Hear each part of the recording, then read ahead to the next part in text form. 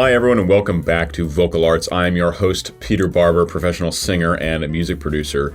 Recently, I had the great pleasure of speaking with Jojo Otseidu, who is a wonderful bass singer as well as voiceover actor, more and more these days.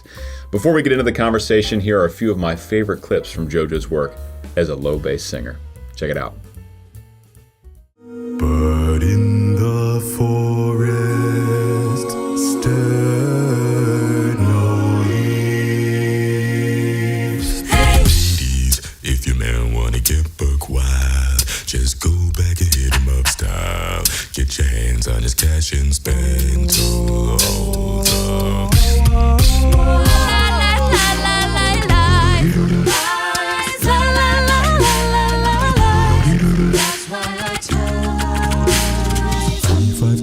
seven, and I give you all my attention, baby, you're my obsession.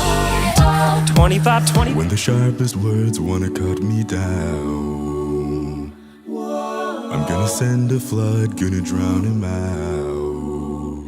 This is brave, this is bruised, this is who I'm meant to be, this is me.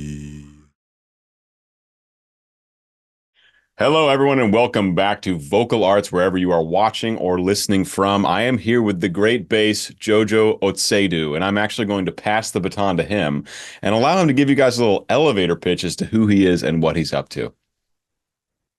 What's up, guys? First of all, thank you so much, Peter, for having me. Excited to be here. I've seen a few of these, so should be fun.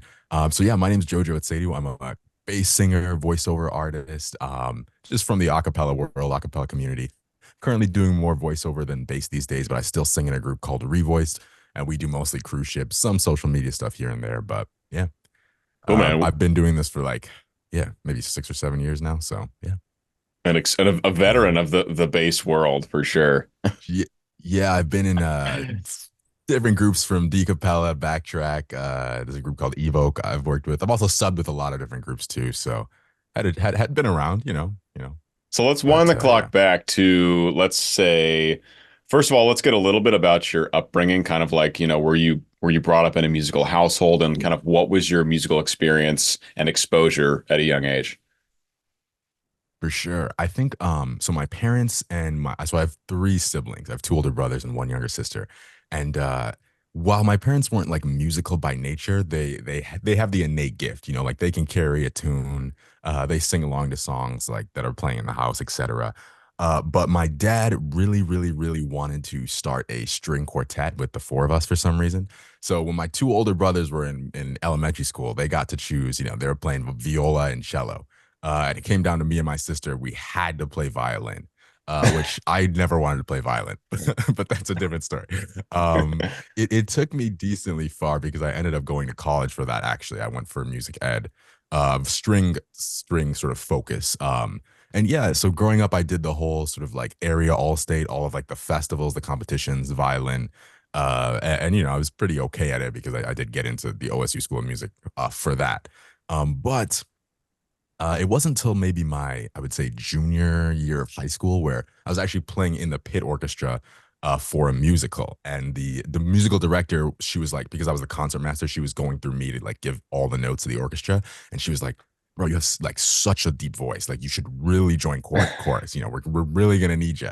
And I was just fighting it the whole time. I was like, I don't really want to. But senior year of high school, I finally joined choir. And so that's, I guess, where my singing background started. But in terms of music, I've been doing music since I was, elementary school, but mostly on the instrumental side, violin and piano. Didn't get to the singing bit until a lot later. So That's so interesting. I had no idea about that, especially violin too. I would have thought maybe cello would have brought you more towards the bass singing or double bass or something, but violin, that's about as far away from being a low bass as you can get. Yeah. Which was nice for sort of the arranging side of things because I became fluent in treble and bass clef, so I just can bang things out like that. But it's funny, I actually wanted to play double bass when I was young, much before my voice dropped. I was like, that is a cool instrument, and my dad was like, it's way too cumbersome to be lugging that thing around. and like you might get arthritis, which I didn't know what that even meant. But yeah, so he was like, no, no, no, violin it is. Um, I sometimes I think about it. I'm like, imagine if I had played the bass, just how much better my overall skill set could potentially be. Yeah, But maybe so. That's so interesting. yeah. So, I mean, when your voice dropped, I mean, did you not pay much attention to it, or do you still remember you're like, oh, wait, I have a unique sound coming out of me? Yeah, it's funny because I think I was around maybe 13 or 14. I specifically remember one time I went to the dentist, and I think I was maybe 14, and my wisdom teeth were already all the way in my mouth when I was 14. So he's like checking it out, and he's like, "You already got your wisdom teeth in?" And I was just like, "Yeah, I do." When he was like, "And like you sound like that, like you must be sort of ahead of the curve," I guess, implying like I sounded a little bit older than I was. Yeah. And I've always been very, very thin, like very skinny. Uh, Now that I'm like 26, I'm a little bit like broader, but especially 13, 14, like I would be in the grocery store and I'd be like, "Oh yeah, can we get this?" And people would just turn because they're like, "There's no way that voice is coming out of that little kid." I was maybe 100 pounds, like 5'8", like super, super slim. Um, but yeah, there was a point maybe senior or junior year where people had started commenting on it, and I was like, okay, like maybe I have something here that I could potentially explore in the future. Specifically from the music side and the choral side, everyone was like, please, please, please join chorus. And I Yeah, was like, I'm okay, shocked they didn't try to recruit you much sooner than that. I mean, because yeah, basses are rare, no matter how far you go, but they're especially rare, in the earlier parts of education, like high school, undergrad, still very few real basses. So I'm surprised it wasn't like eighth grade choir. Like we need this guy. We need someone who can yeah. actually sing the low stuff. Yeah, I guess my voice hadn't dropped fully by then. I mean, it's probably like maybe ninth or 10th grade. And even I think it sort of drops gradually as well because it got lower and then it could have got lower again when I probably got to like junior year, I would say. But Yeah, yeah, it yeah, definitely goes through like little jumps. I true. found that as well. Some people in the classical world, they'll start out as basses in high school and their voices will actually go up as they train. Specifically for opera singers, their voice types will move up. And mine has been the opposite. I was very much like a baritone in high school, and it has just very gradually Sort of slowed down. continued to go down. I'm like, let's keep that going. Let's just keep That's that sick. going. And I think that sort of the cool thing about like vocal training and different schools of music and stuff is that like as you like you mentioned, as you train, like it generally expands your range in a variety of directions. So Yeah. once you get that skill set under your belt, I mean, you can definitely sing from bass to tenor in Yeah, an yeah. operatic style. So that's it's super sick. And yeah, like, I think the older you get, the more sort of the lines start to blur between these things. Mhm. Yeah. I'm sure you've talked to tons of baritones who can sing bass, baritones who can sing tenor, tenors who can sing bass in certain aspects. It Yeah. all Yeah, just, yeah. yeah, yeah. It was But fun. definitely when you're younger, yeah, I remember talking to Elliot about developing his upper range because he's another one of the freakish low. he's a yeah, Yeah, he's a guy. he's the man. I finally got He's to meet great. him. He was in Phoenix for a business conference, and so we got to meet up and go out for coffee. So That's cool sick. to finally meet him, and always cool to meet people that I've chatted with or collaborated with. That's always a really special thing. But yeah, we were talking, and because I mean, with a voice like that, similar to you, I mean, super low natural bass register, it takes a lot of training to really figure out the really high stuff, and most of them, most basses don't is True. the truth. But Elliot was talking about he feels pretty reliable being able to like perform up to like a G or so, which is just, crazy for a voice that sits that low naturally. Yeah. Him and Jeff and Tim. I'm sure you've seen. If you've seen them live, it's like they're all going up to into the tenor range like easily, with Crazy. voices that sit in the basement. I am not that. I've talked to Elliot many times. Great, great guy. And yeah, I picked his brain a little bit about sort of that type of thing, especially when I was first starting out. Yeah. Um, but for what I do right now, it doesn't really require it. Like I'm good up to maybe like an E4 in chest Yeah. voice in a live setting. Still quite And high. right, thanks. Yeah, and that's yeah, that's pretty much where it I would say, yeah. Yeah, yeah, I don't think I've ever seen anything that's like you need a chest. But I mean, obviously if I had it, to write it in, right? But I don't have that. I mean, that's kind of nice though. You just get to hang out where it's sounds best and is most Right. comfortable and it's like super reliable, right? Yeah, yeah. I think it's interesting because as I've subbed for so many different groups, like like the voice, sort of the range that any given bass needs is like just dependent on them. Like when I was in backtrack and I was writing my own stuff, I was really staying between like A1 and A3 in like the live show, and I'm just like, that is completely fine. I can hang out there. Mm. And I've worked with a group called the Edge Effect, and their bass is Carl Hudson from Voctave. I don't know if you know who that Sure. is. Yeah. And he is like he's down to the G's and the F's in the live show. Crazy. He might be What? someone to get on here because Yeah, he's got someone just recommended I reach out to oh Carl about it. So I will probably do that in the near yeah future. yeah. Carl. So I'm the sub for him in his show.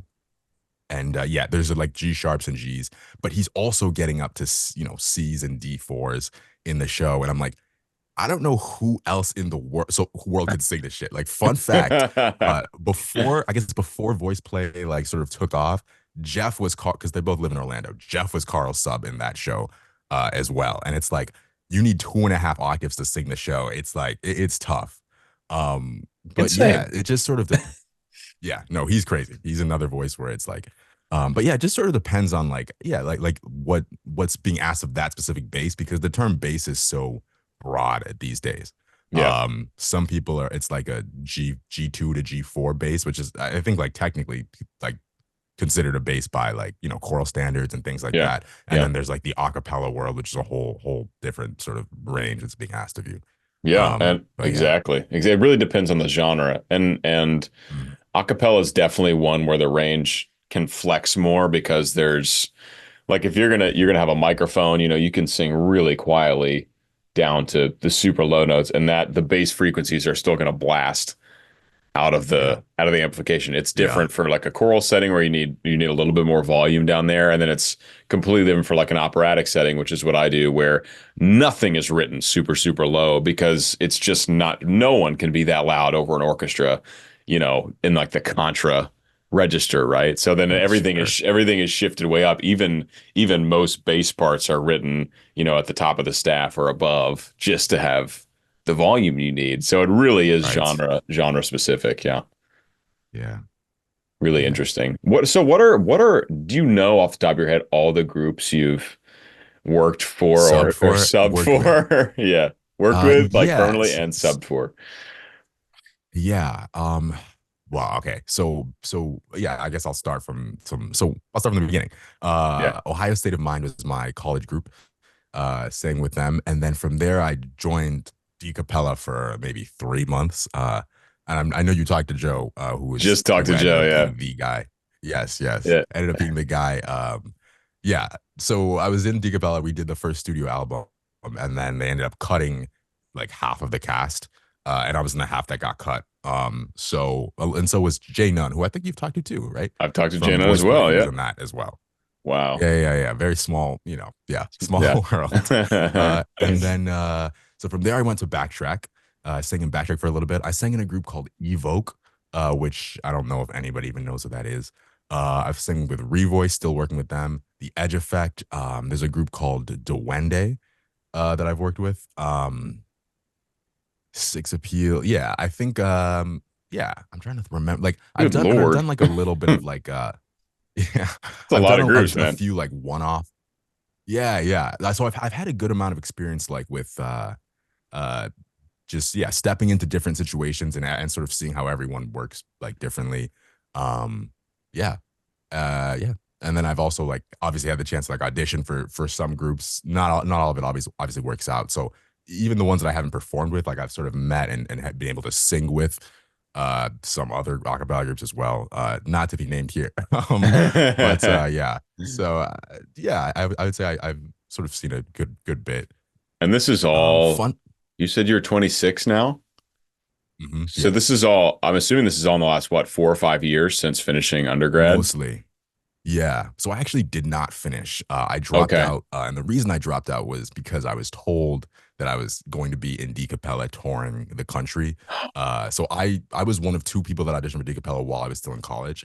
Or sorry, one of the two people that got it, excuse me. Hmm. And while I was still in college, maybe actually the only one. And so when we went to the boot camp that was in, I think, January of 2019, maybe 2020, I was actually still in school. So I had to basically like screw that semester because I kind of had to pick. And so we went out to LA for 2 weeks, and obviously like my professor's like, this, you can't make up this work. And I'm like, yeah, that's all right, you know. Um, and so yeah, I didn't re-up for college the next semester because we were told that we were going to be on a tour, and then life happens. The music industry is very fickle. And Yeah. so Yeah. instead of going back to school, I joined Backtrack in New York City. This And wait, so yeah. this is wild. So you don't Mhm. discover that you can sing or that you have like a voice worth exploring until you're late in high school. Yeah. And then like 3 or 4 years later, you are, in one of the like best a cappella groups, professional a Very cappella groups around. very kind to put it that way. I think yeah, it's interesting because so sort of the story of that, if I will, is that so Please. I auditioned for the OSM school OSU School of Music, Ohio State, on violin, primary instrument. I wanted to be so I really am like a music theory sort of nerd, sort of junkie. So I wanted to be actually a video game composer, like write music in video games. That's what Oh, I wanted to dude. do. Awesome. Really Awesome. cool sort Yeah. of, and maybe one day I'll get back to it. But yeah, so I kind of knew that a degree in music without a leading to a job can be a little weird, especially like when you're paying that much for college. I was like, let me double major in education, so if it doesn't work out, I have a teaching degree, I can Yeah. teach or whatnot. And then yeah, so when I went there, I also auditioned on voice. So I was like, you know what, let me get secondary instrument voice. I've been singing for 1 year, so I sang for the OSU choral department, and they were like, yeah, no. Um, but they were like, you know, like the a cappella groups on campus will probably want you. We're good, but you know, go try that. I was like, okay. Interesting. Uh-huh. So I auditioned for a few a cappella groups. I joined the Ohio State of Mind.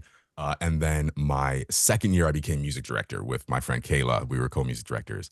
And that year, we actually went to ICCA finals.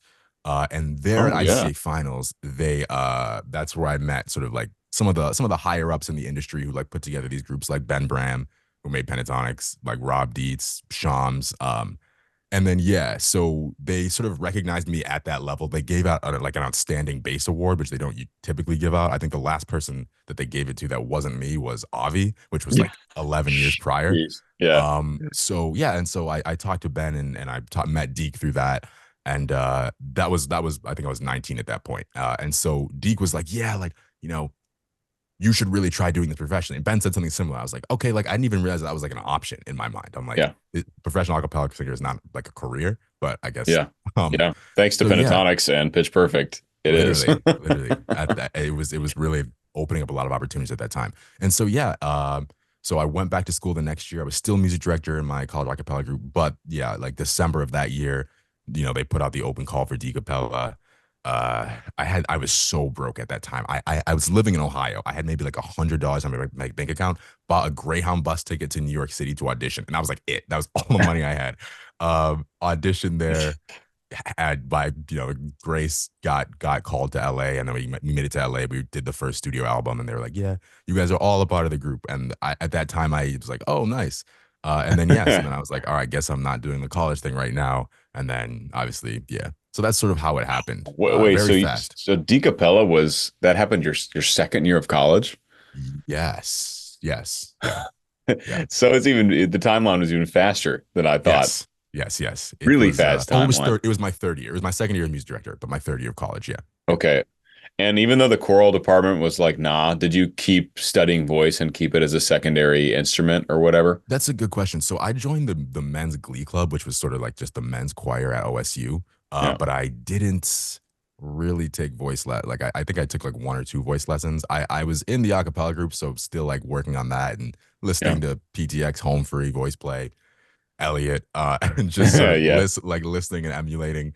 But I didn't really work on it. I just didn't know that it was a viable career path, to be honest. Like I didn't, Yeah. I was like, yeah, like I'm gonna, you know, be an orchestra kid, and that's what I have been my whole life. So, but Fascinating. yeah, yeah, Truly. Okay. So college into the whole, and you've pretty much been on the bass a cappella circuit since then. pretty much, yeah. It's been like 5 years, maybe, yeah, So six. what does your work schedule look like as far as that? You said you're working more consistently with what, Revoiced right now, Revoiced, but yeah. you are still subbing with other groups on Yeah, occasion. mostly the Edge Effect and Revoice are the two that I work with right now. Carl is he's in Voctive, super busy guy, so he isn't always able to make the Edge Effect stuff. And so there's an sometimes they call me, sometimes they call Chris Keogh, who's a guy in Orlando. I think he sings in Voices of Liberty. He does a bunch of Orlando based stuff. Okay. But yeah, so revoiced very interesting. Like the pre-pandemic and post-pandemic are sort of different, I guess, like eras of bass singing for me. Pre-pandemic, I was in Backtrack. We were doing, school shows every week, like 5 a.m., load up the van, drive out to random elementary school, do an assembly for X amount of dollars, and then drive back, drive back to New York City, wake up, do it all over again. Or like we do like performing arts venue tours that our like agent would put together, and that'd be like 3 weeks in the middle of, the Midwest or some place where communities aren't typically served music, do shows at local communities, et cetera, et cetera. And that was it was a full-time commitment. It required sort of most of our energy because we were performing 2 to 3 times a week. Sometimes we'd fly out and do college shows, which were much higher paid. Uh, but yeah, after the pandemic, the everything like really shifted. So I was living in New York City at that time in Backtrack. Pandemic hit, I moved back to Buffalo, New York, which is where I'm from. Uh, and there obviously wasn't a ton of work singing. And so that's sort of when I started to look at other options and sort of got into voiceover more because I was like, I need to make money and there's no performing work happening. And it was like that for like a year, as you know. And Yeah. so I picked up a job at a restaurant and I was like, I'm going to start like saving up money, buying studio equipment, taking voiceover classes, because the singing career it doesn't seem like it's going to like happen. So I started getting to voiceover at that point, and now voiceover is like my main sort of source of income, my main job. Um, Revoiced, I joined during the pandemic. So when I joined Revoiced, like, and we started doing cruises, it was like you got on the cruise, you needed to take the COVID test before you got on, provide your Vax card, and then like everyone's like fully masked. You can't have more than like 5 people in like a specific room. It's like super, super sort of strict. But when I first started that, we were doing like 2 cruises a month. So it was like maybe we'd be gone on the ocean for 2 weeks. Royal Caribbean flies us out. We do the show, they fly us home. Um, and then like the other 2 weeks I'd be here, like working at a restaurant, taking voiceover classes, still auditioning, trying to figure out sort of what that would look like. Now Revoice does about 1 cruise a month. So I still do about 12 a year. I maybe work with the Edge Effect, maybe like they also do cruises. So I'll say like maybe another 6 cruises or so a year. And then the rest of the time, so maybe I'm gone like a week and a half out of every month. 2.5 weeks I'm here auditioning, working on voiceover stuff. And the other thing is like I have a mobile voiceover rig as well. So when I'm on these ships, there's often a lot of downtime because when you're like a headlining act, you only sing once or twice a week in the theater, and then Mm. that's the rest of the time you're just kind of chilling. And so there's a lot of downtime. So I usually set up my mobile studio, audition when I'm on the ocean as well. Yeah. So work split right now is like 1.5 weeks sort of to touring, performing, and then I'm home for the other 2.5 and just working on voiceover stuff. So yeah. Awesome. Awesome. Before Yeah. we get into voiceover, I want to hear a little bit more about the cruise gigs. I've Mhm. known tons of friends that are in musical theater have done cruise ship gigs, and now I've met also a number of bassists now who have done cruise ship work as well. What is the schedule like? I mean, you said you only perform a couple times a week. I mean, are you pretty much just a guest on the cruise, or are you guys like not really supposed to interact with the cruise goers? Do you get the free buffets all the time? Like I love it. how does the cruise gig work? Yeah. Yeah. So there's sort of two different sets of cruise performers. There's the cast was what we like to call them, and those are often more of the sort of the musical theater people. They're on the ship for like longer stints, like 8 or 9 months at a time. They're considered crew Wild. members. Yeah, they're considered crew members, so they've got a few other responsibilities as well as performing the 2 times a night. They have to like, sometimes chaperone events or like run people through like the safety drills, things like that. And then yeah, they have to like sort of dress up to experience any of the guest stuff. Their rules are a lot more strict. We are not crew members; we're guests, entertainers. So yeah, they fly us out, put us up the night before, wherever the port is. We then board the ship. We usually figure out what days our shows are, and so those 2 nights, we have 2 shows, 2 45-minute shows, usually 7 and 9, and then that's usually 2 days out of the week. The other 5 days, we are just regular guests, except obviously we're being paid to be there. So anything a guest can do, we can do. There's a few rules like we can't win money, so we can't like gamble on the ships. And we can't like enter like raffles and stuff that are for the guests that paid to be there. But yeah, at all the food is fair game. We walk out and explore the ports. They don't mind if we like talk to the guests. I find that it's more interesting to talk to the crew because a lot of these cruises, the guests are, especially the longer ones, there's a lot of like, older retired people and they're cool and all, but not a lot to sort of relate to. But the crew, like when some ships were allowed to go in the crew areas, during COVID, it was a little bit iffy, but now it's pretty much we're allowed to sort of be both guest and crew. Yeah, the crew, it's super cool to talk to them because obviously there's other performers in the crew, lots of different people from lots of different countries. So a lot of this are like free time. We'll go down to the crew bar and just hang out with those people. But yeah, we're as far as like the specific specifications of like the rules of what we're allowed to do, we're just regular guests, which is nice. That's a pretty great gig, it sounds like. I mean, It is way, a lot of fun. way better than the experiences I had heard from some of my friends in the Right. musical theater world. Well, I'm guessing we're cast members on the ship, right? They Like, probably were. I think they yeah, were for out for long. like months at a time. Yeah. Yeah, we do maybe a week and a half, and they fly us home. Sometimes even less. Sometimes they'll fly us out for one show, so we get there 3 days home.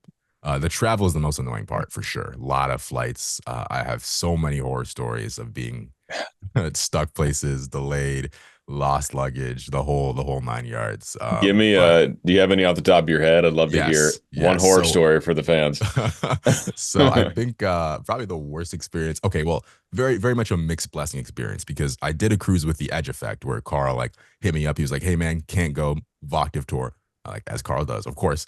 He's like, "Are you free these dates?" I'm like, "Yes." This was last summer, and he was like, "Cool." Like the cruise is in Europe. They're doing Italy, Greece, Croatia, and Turkey. I'm like, say less. Like Yeah, let's like yeah, that let's is go. and for singing to be able to like take you these places, I never take it for granted because I don't know if I'd ever have been to Europe outside of this. Well, I haven't, but if I'd ever get the chance to, I guess. Yeah. So I hop on. It's like it's a pretty long like flight situation. Like it's maybe 24 hours of just flying to get there. And so when I arrive so we're arriving in Turkey. So I fly to Georgia and then Georgia to Germany, Germany to Turkey. When I arrive in Turkey, like no one speaks English, which is fine. A lot of places in the world, like English is sort of the conversational language because so many tourists come through. They're like, everyone speaks a little bit of English, and the Yeah. same thing on the ships. But in this case, no English, which is fine. So I'm talking to like the customs agent, border patrol. There's no way we're gonna understand each other because he's speaking Turkish. So I pull out Google Translate, and I'm going back and forth. I show him my visa. Cool. Get to baggage claim, and my luggage does not make it. Now, fun fact: this was the cruise that I realized that I was never going to pack my voiceover equipment in my checked luggage ever again. Because at that time I was, so I was like bringing my mobile booth, and I sort of had packed my microphone, my interface, like in the booth, and none of that made it. And I actually had a gig to record that night for like a random college in Texas, and I had to like give it up. But that's a whole other story, which is a part of the horror story, but not quite the worst part. So none of my luggage made it. So like I'm like talking to like the baggage people using Google Translate. It's like not really a lot of information being shared. I fill out like a like lost baggage claim in Turkish, and then yeah, I go about my way. I go on my day. So here I am in the middle of Turkey. The hotel is maybe 2 hours from the airport, and I don't have anything. I have my backpack with my laptop. I have my Nintendo Switch, and just my toothbrush, deodorant, whatever, and the clothes on my back. So I make it to the hotel. The other guys arrive, and I'm just like, yeah, like cool. Here we are. I have nothing. Cool. So we board the ship the next day, and like I'm like trying to communicate with Turkish ground control is what they're called, and like I'm like, yeah, like so they're like 4 days after the fact, I get an email like, yeah, your luggage is here, and I'm like, that's great, but I am no longer in Turkey. I'm now in Greece. So could you just send it back to New York? I had the foresight to be like, they're gonna be a day behind and everything, so just send it back to New Yeah, York. Like yeah. that's fine. The cruise line was sort of they didn't give me any clothes. Like they were like, that's like if you were a guest, we do that for you, but you're not. I'm like, okay, cool. So every port we stop at, I'm like going out to markets, buying clothes. And it's really cool because I'm getting to see Europe, but at the same time, like I'm also stressed because I, don't have any of my voiceover equipment, don't have anything, and I keep getting these emails, and they're like, "Hey, we have your luggage," and I'm like, "Yep, that's great. Send it to New York." And so they're like, okay, we're gonna send it to like JFK, and I'm like, I don't live in New York City. I live in Buffalo, so you're gonna need to send it to like this airport. Uh, they just don't. It took me, I'll spare the like the itty gritty bitty, but it took me, I think, 2 months to get my luggage back. And so in that time, I just had to buy like a new interface. I like new headphones, new tablet, like all this sorts of stuff. So that trip was really cool because obviously I got to see Europe, like super, super cool, super blessed. But yeah, I mean, not having my luggage for the entire trip and then not having it for another 2 months after that, it was fun to say the Did, least. did And then you when I just yeah, gonna say, did you just end up selling the second pair of yes, everything, the or second okay? stuff. Yeah, some Okay. of it I kept, some of it I returned. Sweetwater, they're kind of They're cool about great. that. Yeah. Very personable people. Yeah. Um, but yeah, when I got back to the States, like I was getting calls at like 1, maybe 2, 3 a.m. because that's like daytime in Turkey, and they're like, "Hey, we have your luggage. Like, where can we send it?" And I'm sleeping every time I get these calls. And it just like it was such a game of cat and mouse. I honestly thought I was never gonna see it again. And the other thing is like if you lose your luggage in a flight in America and like Delta, it's like you call the customer service reps, you have a case to, legal and compensation, like, but you can't really like try that when it's a different country because international lawsuits are more hassle than they're worth. So I'm just like, I didn't even get like compensated for like the stuff that I bought. In it was a mess. But yeah, I would say that was the most sort of frustrating, but at the Oh same time, man. still fun because yeah, got to see Yeah, Europe's great. I mean, stress does have a habit of poisoning experiences. So I'm glad that you were able to still find enjoyment while you're worrying about all your, a career equipment. yeah. It's sitting somewhere in some Turkish airport. Yeah, literally, literally. They sent it to Germany. I mean, it was just yeah, whole thing. Wild, wild. Thank you Yeah. for Did you? sharing. No, of course. You've been to Europe. You've Yeah, yeah, yeah. I've nice, been to Europe a number of times. sick. I studied in Florence for a summer in 2016. And then Okay, I went back and saw while I was there for 2 months, I got to go to Germany and the Czech Republic and Spain and a bunch of that's sick. cities in Italy. Then I went back 2 summers later for an opera program in Lucca, which is about an hour and a half west of Florence. And after that trip, I went to Verona and I went to London, Nice. and I went to Sardinia. And then I went back to Italy again last summer for a wedding. Okay, And I also went to Italy when I was a kid. So I've been to Italy 4 times and then a number of other European countries around. that's Asia's sick. like next on my list. Like I really want to get to Japan. Yeah, And I was talking to Joe Santoni. He said Japan has like become like his favorite place place. on Yeah, earth. Yeah. very jealous of them getting to tour Japan. Yeah. But Yeah, yeah, that's yeah. sick though. That's awesome. Yeah, man, I love Europe. Europe is such a cool place to spend some time.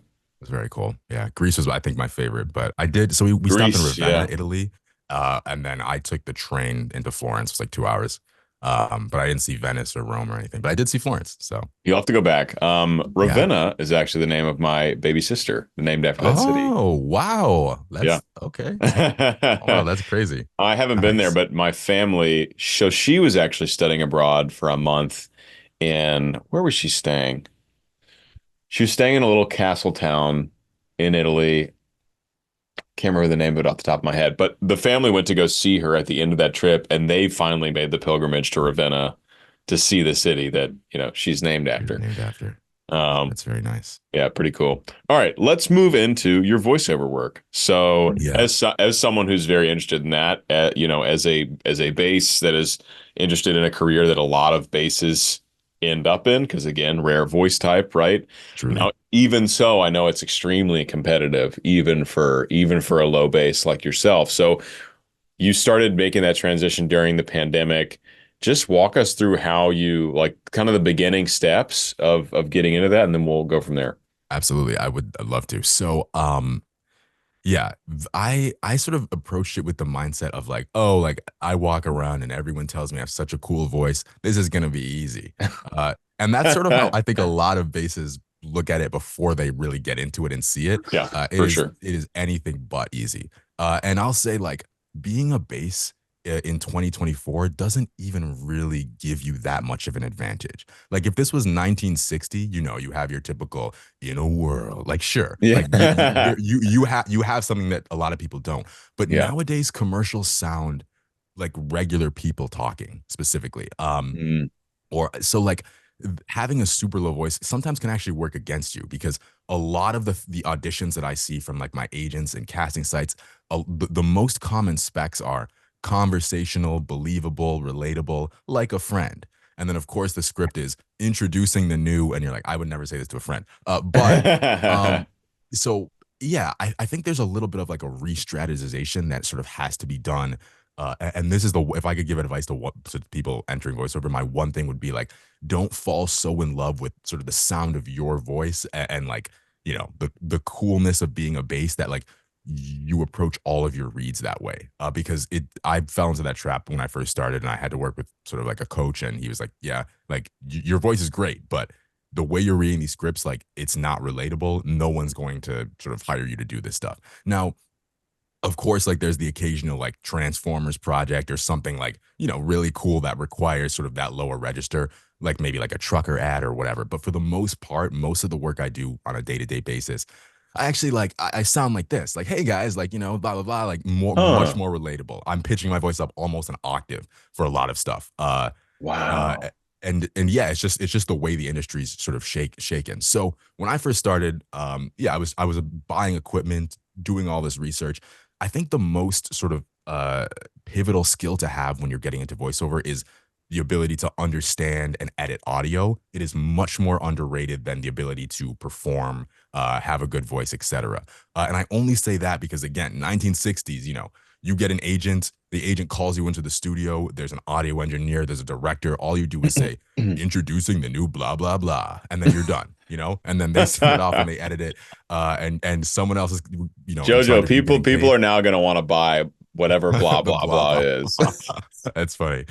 But today in 2024, like you are the sound engineer, you are the agent, you know, you are the point of contact in a lot of gigs. Obviously the highest of the high movie trailers, you know, AAA games, yes, and that type of stuff, there's still a sound engineer. But a lot of the entry level work that you're going to find on these casting sites, a lot of the non-union stuff, like they're required, like the way your audio sounds when you submit an audition, oftentimes they're just going to use that. And when your space, first of all, is super echoey, that's a big no.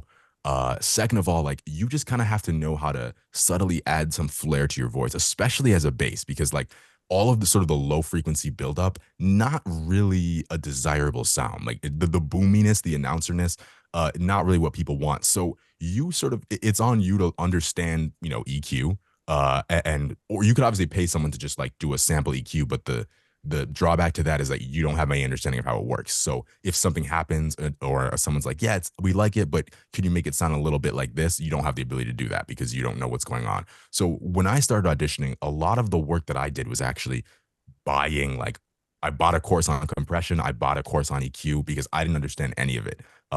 And now, like, as a musician, you already had an advantage, and because you understand how sound works, even like people don't understand frequencies, they can't hear, and like figure out how to make your voice like cut through a music bed. You know, like my voice, there's a lot of presence around 100 hertz, right? So I'm going into the music bed with an EQ, taking out 100 hertz, and it's making the ad sound better. Versus like there's no sound audio engineer, they don't know what they're doing.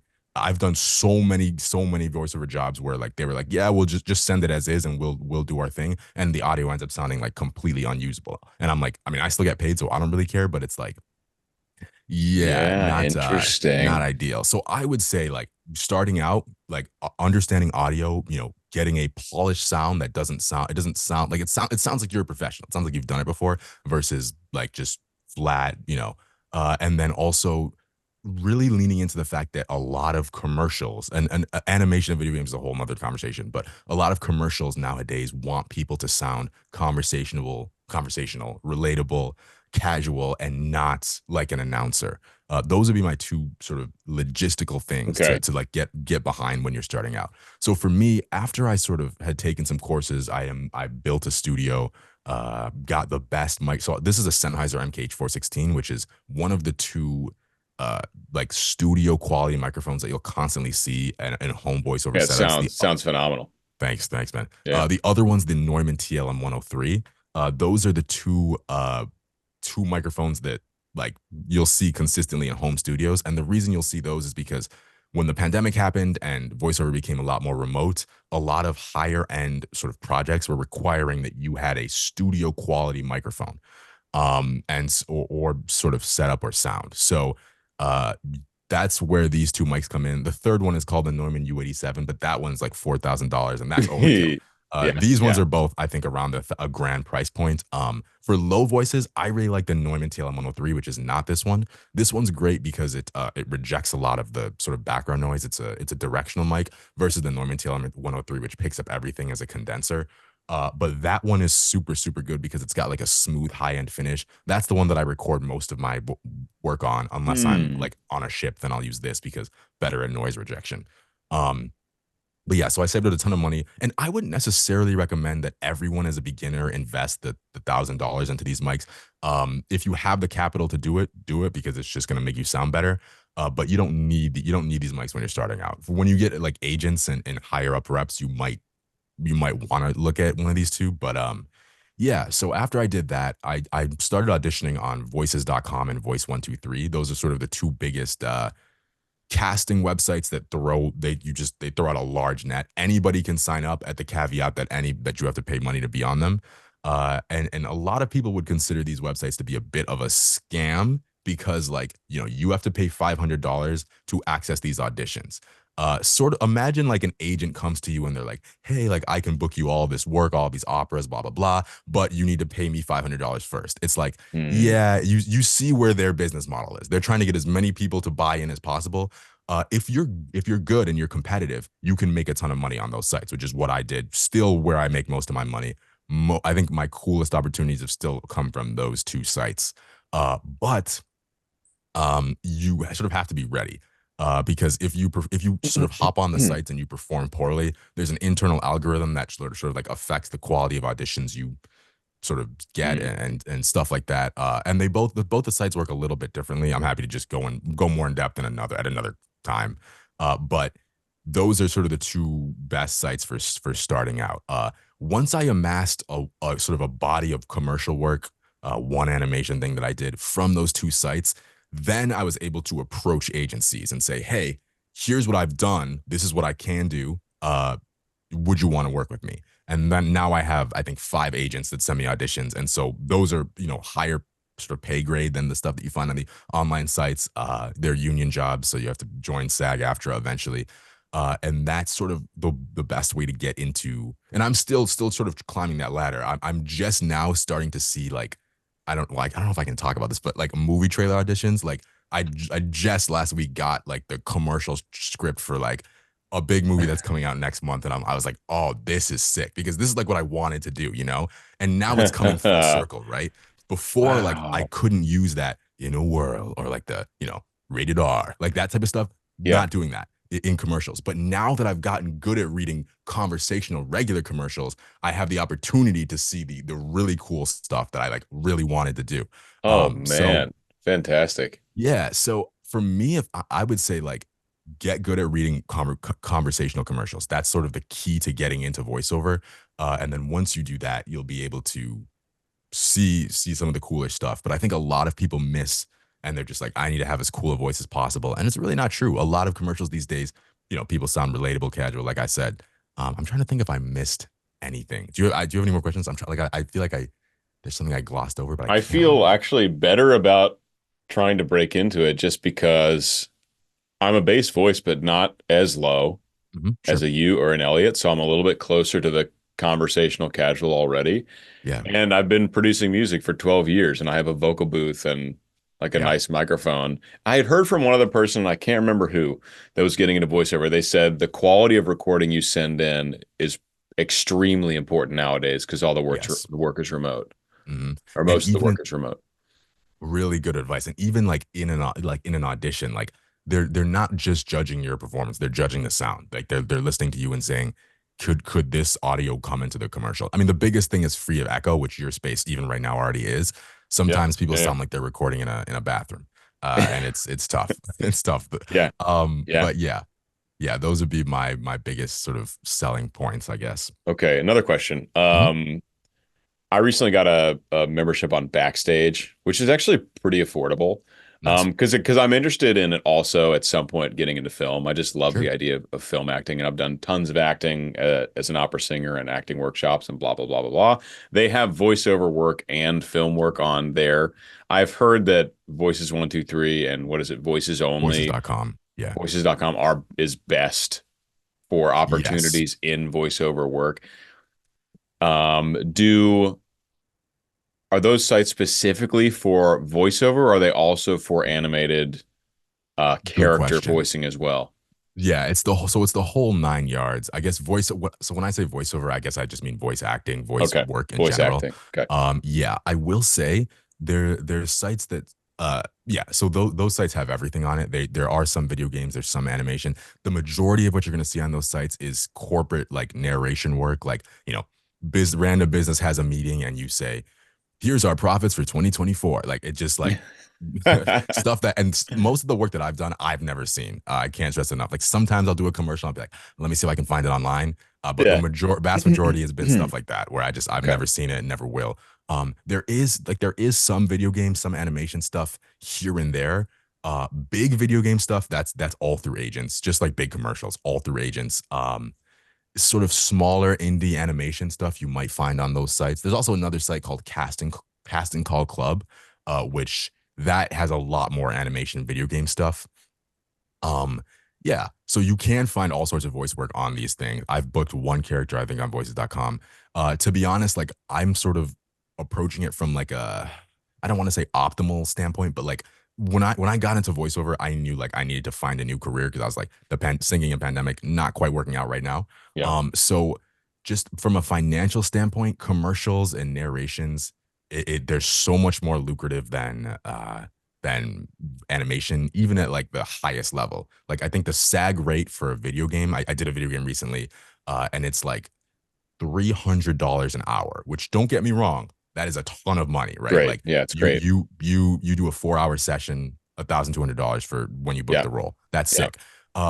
But the SAG rate for commercials, if the commercial you do makes it on television, it's like you could say battery sold separately. And if that makes it to national TV, the starting rate of negotiations is around 20K. So yes, no, like the money Batteries is sold there separately. I love separately. it. Yes, Wow. the Wow. money is there, but you have to sort of make it to the eight. Like I saw the writing on the wall from the beginning. I was like, let me do sort of the lower jobs, climb up, get represented by a good agent. And I'm still not, like I said, I'm still not all the way there. Like I have agents, maybe want to try to get some more, get into some of the top agencies that are in LA. Um, but yeah, when you're looking at union work, and that sort of goes for anything. Like even like when you're on voices.com, yes, you'll see stuff for like $500, $400, $300, $200, $100. And like that's the stuff that gets you like the portfolio, Yeah. gets you the Yeah. experience so that when you're ready to approach these agents and say, because an agents, they're not going to sign, it's 2024, right? And here's the cool part about this is like voiceover is the most accessible it's ever been, right? Like you can be a voiceover artist in Phoenix, you can be one in New York, you can be one in Zimbabwe. I know friends that are in South Korea that are working it. Like it doesn't like you could be anywhere. But at the same time, it's 2024. Voiceover is the most accessible it's ever been. And the flip side of that coin is that it's the most competitive it's ever been. Like you said, anybody can do it. All they need is like I would say all they need is a mic and an interface. But these days, like I'm seeing social media videos where they're like, we want you to just record it on your phone. And I'm like, all right. Um, Hmm. so it's anybody can do it as long as they're willing to buy into these websites and pay the $500 up front or whatever it is. Yeah. So because of that, you need to be able to stand out and differentiate yourself, especially when you're approaching an agent. So I worked on these sites for a full year before I even said, hey, let me try and sort of get my stuff together and approach agencies. And even when I did approach agencies, there was a handful of no's or just not hearing anything. Because it's not about what you can bring to the agency. The agency's like, well, yeah, I mean, it's not about what the agency can do for you. It's about what you bring to the agency. Your agent's going to be like, what do you do for us that we don't already have a roster of people that Yeah. does? And these Yeah. agencies, there's even there's 300, 400, 500 names on some of these rosters. And it's like, Mm-hmm. you're still competing at the highest level. It's super, super competitive. So what a day looks like for me is auditions. I try to do 30 auditions every day. That's what I would consider to be like my work day. So my agents, I have 5 agents. So let's say 30, 30? yes, yes, but Wow. I'm Okay. also full time. Like this is my job. So like Yeah. if I was like, if I was working a 9 to 5 and coming home, different story. But for me, like, so I try and log on. I do like voices.com, voice 123, maybe 20 auditions from there. The other 10 will be my agency auditions that I'm just like shooting for the stars, praying that I get to say battery sold separately for, X amount of money. Um, and so the auditions that I do range in price from, a $200 job to a $20,000 job. It just, it depends. And that's the name of the game, is just throwing darts at the wall until eventually, like, this stuff will start to stick. And then you'll have brands that are coming back to you. Like, there's a few brands like Iowa State, for instance, Chevron. I'm the voice of Iowa State. Any Iowa State commercial, they come to me, and it's because those make it to television. It's a regional TV, so not national, but Yeah, decent yeah, paycheck. yeah. And then Chevron, they do this, like, it's I guess an oil company. They have this brand called Choose Della, which I do all the spots for those.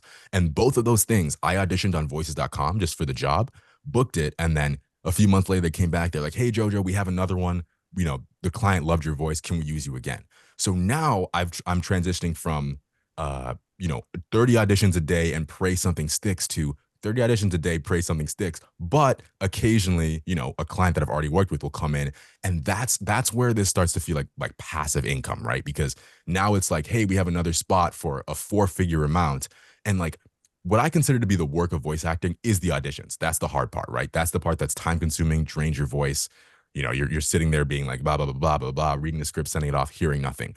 But when you wake up to an email that's like, can you say, come to our university and learn blah blah blah, and you'll like it here, and then we'll pay you, 4 figures for that. It's like, Yeah, that itself is not difficult. The difficult yeah. part is getting the auditions, getting the foot in the door. So it's a grind. It's definitely a grind. It took me several. Yeah, I think I've been at it for like 2 years full time. Well, yeah, maybe a little less. But yeah, So it's what is each odd? Because I love hearing that. I mean, it is a long time horizon and a numbers game, and so yes, it's awesome that you're submitting that many auditions, because that is something that most people don't do and aren't willing to do. Is just throw as much as you can at the wall, good yeah, quality at the wall. So just what does one of those auditions look like typically? If you do 30 a day, they can't great be that question. much reading to do for an audition. They must be pretty short, right? Yes, and that's a super good question. So when I audition on, it depends on the job. I'm just gonna be straight up, like, the higher the money amount, the more I'm willing to put into the audition. Also, Right. when you're signed to an agent, your agents listen to all your auditions, and agents are constantly removing people from rosters and saying, "Yeah, we're not working with you anymore." So like, those auditions, I try and maybe do a few times. If I'm on voices.com, let me actually I'm just gonna actually pick a random one. I'm headed to voices.com right now. Um, I'll just do a quick sample. Usually I read 15 to 20 seconds of the script at most. And because I've been doing this for so long, I know, like, I know it doesn't take me super long. Okay, so right now the first one I'm looking at is it's for, I don't know if I can say this, but it's for, no, I won't say it, but it's a construction company. It's a construction company. The budget is $2,000 to $2,500. Uh, the script is, at blank.com, you have access to the largest selection of genuine parts delivered right to your garage, and they're made to fit, taking the guesswork out of ordering. So I'm looking at the specs here. It says male, age 50 plus. I'm not 50 plus, but my vocal quality maybe could lend itself there if I sort Hmm. of add a little bit of grit. So, a seasoned, skilled worker, a craftsman who takes pride in a job well done. He takes quiet pleasure in knowing experience and wisdom. His voice is deep, warm, with a Midwestern frankness. He speaks directly and to the point. So I have a few notes. I would go to the script, sort of take a deep breath, try and calm down. I'm Hmm. going to try and talk slowly because he's an older person. I'm also going to bring it a little bit down in my register. He's 55. Uh, at blank.com, you have access to the largest selection of genuine parts delivered right to your garage, and they're made to fit, taking the guesswork out of ordering. So I might try something like that. I might try a few more takes with a few different inflections, and then I'll listen them back, find the best one. I use Studio One Personas as my DAW. I think Tommy uses that, from what I saw, but I don't know. Okay. Okay. And then I just trim the audition, Yeah. I already have my settings, like it's all, so my EQ and compression, all that stuff is already done. So I just drag it into that like channel, export it, and then upload it, and that's that. It maybe takes me 2 to 3 minutes to do an audition, I would say. Uh, Okay. if it's Okay. an agency level audition, then it's like sometimes they have you actually you need to read the whole commercial for any sort of agency thing, which just always takes a lot longer. But yeah, I would say maybe I'll do 2 or 3 sentences, send it off, likely hear nothing, and that's okay. Um, Okay. and Yeah. yeah, yeah, Okay. I'm gonna ask you more off the record yeah, after. sure, But sure, sure. now let's go on to Patreon questions. Okay. Few questions from the Patreon community, and Oh then that'll wow, bring us should be right about to an hour, and then I'm gonna pick your brain more about voiceover because I'm fascinated and I sweet, have sweet. I have a lot of questions. Yeah, Um, okay. Oh, where'd my un momento? There it is. Okay. So actually, my mom loves to ask questions on these, and so she has I love this. a few questions for you. She says, "I Mm, have loved JoJo's voice ever since I heard him with the Wellerman, right? The Misty Mountains. Misty So Mountains, very yummy and kind. Thank you, smooth. mom. Very nice, Mom. Ginny, we Thank you, call her mom. Ginny, if you. Um, Okay. and what types of music did JoJo listen to while growing up? Who are his greatest musical inspirations? What type of genre of music do you enjoy singing most? And what would be your dream job? So we have music while growing up, greatest inspirations, enjoy listening, and dream job. Sure. So music while growing up, like a little bit of everything. I know that's such a cliche answer, but obviously like the themes that I would hear like on Disney Channel, Nickelodeon, and like those sort of kid shows, listen to them a lot. But then also like when I got into like middle school, classical music, hip hop music, pop music, you know, yeah, so just literally everything, which I know like is that's the basic answer that everyone's gonna say. But Yeah. there was nothing that I was like, oh, let me not listen to that. But definitely classical music because I was a classical musician in the violin sense, in the string sense. But then also hip hop would probably be my like go to music at like the gym or just home chilling Sure. out. So I would say that. I've already forgotten what the second question was. Sorry. You're good. Let me go back to it. Second question is greatest musical inspirations. Inspiration. I'm actually going to give a controversial, not controversial, but a hot take here. When I was in college listening to bass singers, and high school, Avi and Tim were the first two that I found. And, with people begging me to join choir and seeing, me getting into pentatonics and stuff, Avi and Tim loved them. I like absolutely loved them. I had the opportunity to meet Tim, I think twice now. And I've never been more starstruck ever. I've met some like decently famous people, like I think like Mario Lopez and Alec Wow. Baldwin at times. We've done some cool, Steve Harvey. We've done Those some are all cool ones, but very famous guys. yes, Good but Lord. never have I ever been more like starstruck than meeting Tim for the first time. I literally couldn't speak, and I think when I introduced myself to him, I said, "Hi, I'm Tim." Like I was like, and he just shook my hand. I was going crazy. So I'll say That's Tim and Avi. fantastic. Yeah, I also met Jeff a few times too, and he's great. I discovered Jeff a little bit later in my career. So Tim and Avi are gonna get stars for musical inspiration. But the other thing I'm gonna say is when I was in college, I was listening to all sorts of bass singers. And while Tim and Avi were great, and I was constantly getting comparisons to Avi just because he's the guy that everybody knows and I had a low voice, him and I have the vocal quality wasn't like super, super similar. It wasn't Yeah. until I discovered Elliot that I was like, Yeah. I hear something in him that I have in myself. So I didn't know who Elliot was until I think the PTX audition. Actually, somebody had mentioned his name as being a part of the running, and they were like, the direct quote was like, "Oh, as soon as I saw Elliot's name in the list, like I knew it was over for us."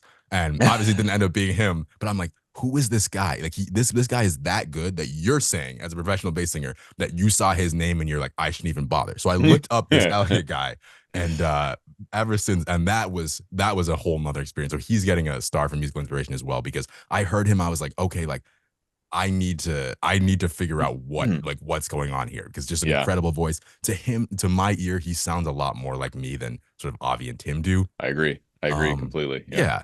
I'm blessed to be able to call him a friend today. We send memes back and forth all the time. I've still Uh, never met him. Still never met him in real oh life. man, Yeah, okay. one day. We're Um, we're supposed to meet. Me and Bobby and Big Brev are going back to Nashville in November, and we're supposed to meet up with Tim, which is nice. gonna be really cool because I've never met That's him gonna in be person exciting. either. And we might also get a chance to meet Avi, That'd be sick. which would be I've really never met cool. Avi. Yeah, I haven't met Avi or Tim or Jeff. I've done interviews with Tim and Jeff and collaborated with Tim with the Bass Gang. yeah. Apparently Avi has just left his management, so he is kind of back in the market for potentially like doing a podcast or doing some kind of collaboration. He's been like very much on lockdown with his previous agency for a few years now. So That's awesome. That'd fingers be sick if you could crossed, get him. fingers Yeah, crossed. Yeah. that's sick. Okay. What It's gonna be genre music do you enjoy singing most? That was her next singing. question. I would say hip hop right now, but Kendrick Lamar. Some underground people like Tech Nine, Hobson. I usually like Yeah. if I'm in the gym, I'm rapping, not singing. um, Hell yeah, yeah. but I'll say hip hop. Yeah, for that. Okay, cool. And dream job. I had this question as well. Oh, dream Slash job. dream job, and I'll throw in slash career goals. Sure. I honestly think I think trailer or promo voiceover artists like going to a cinema and hearing me saying in theaters now, I think that would do it. That's the goal. That's the goal. So Okay, I'll sweet. yeah, and I'm working towards it. So I think that's my dream. Yeah, for sure. Awesome. Awesome. Yeah. Okay. I have a question from Amanda Knott. If you if you haven't already done the interview, which I hadn't, here's the question for JoJo. She found a song that was written by you and a guy named Simon Wu, Woo. and Yeah. she is curious if you are still writing music. That's a good question. Right now the answer is no. I do want to get into content creation, posting my own covers, things like that. I think that's coming this year for me. But yeah, it's been sort of an uphill battle for a variety of reasons. And the other thing is I use my voice so often in voiceover that like Yeah. my vocal like health and like quality is really like sort of important. Yeah. Yeah. Yeah, so I guess, but to answer your question, that's a poll. I did that. I think I wrote that song with Simon, uh, late high school, and then the summer after we came back home, I came back home and we just recorded it. That's a deep But that's a poll. deep cut from Amanda there. Very yes. But to answer your question, soon, original music soon, but Awesome. not right now. Yeah, Okay, last question from LKH. Can't wait for this one. What are you getting up to these days, and where can we hear more from you? So yeah, where can people keep up that's a with your good point. journey, man? I like I said, I sense later this year, there'll be some videos of me singing on my Instagram, which I know there aren't right now. But if you're looking to hear more, the Revoiced Instagram is a good place to start. Because we do maybe yeah, we have a few covers up there, posting a few more in the coming weeks. So yeah, but these days, like I said in the interview, I'm just doing voiceover recordings and cruising with Revoiced mostly. So Okay. yeah, that's what I've been Okay. up to. Jojo, any final words to the fans, the audience? I got to thank you so much for having me on. This is exciting. And thanks to anybody that's listening, I guess. Yeah. So that's it. That'll be it for me. Fantastic. Well, thanks for coming on, and I'll Thank you, be in man. touch about the release of everything. It's great chatting with you. Yes, sir, man. Thank you, bro. All right. Appreciate you. Peace. See you. I hope you guys enjoyed that conversation with JoJo. If you did, I am sure you'll enjoy this conversation with another super low bass singer, an idol for both of us, Elliot Michael Robinson. Go on, click it. Come on, it's waiting.